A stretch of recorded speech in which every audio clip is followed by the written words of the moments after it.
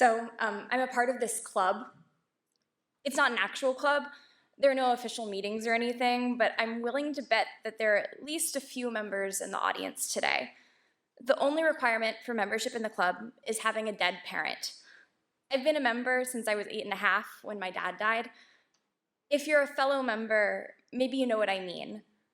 When you've grieved someone close to you, there's a special connection between you and other people who have also experienced loss.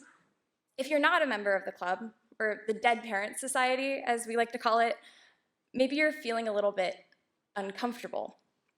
I know when I bring it up a lot of times with my friends, mention my dad at all, they get really tense, and it makes sense. We don't like talking about death or endings or losing people that we love. But now, more than ever, loss, grief, bereavement, they're everywhere. It's estimated that by age 18, 1 in 5 children will experience the loss of someone close to them. Since the loss of so many during the pandemic, childhood grief has never been more prevalent. For every 100,000 people who die of COVID, it's projected that up to 150,000 young people are affected. And as the pandemic continues, the number of deaths and the people grieving them only continues to increase.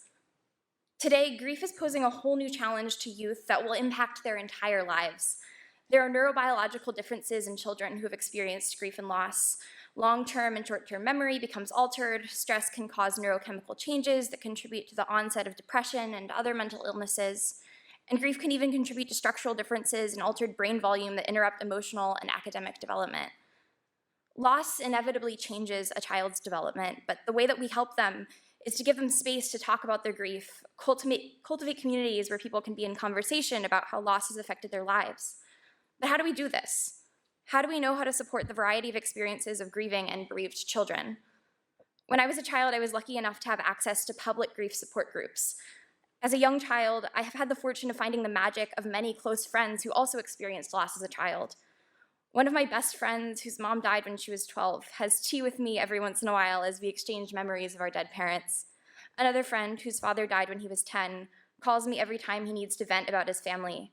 I just get it in a way that other friends can't.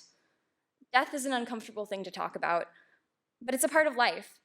Some people have the fortune of not having to learn to grieve until decades into adulthood, but for the sake of the young people who are grieving, we must learn to lean into the discomfort.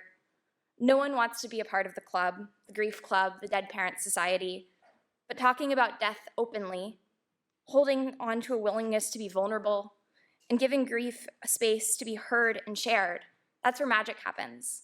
It's where our grief finds space to breathe. Thank you.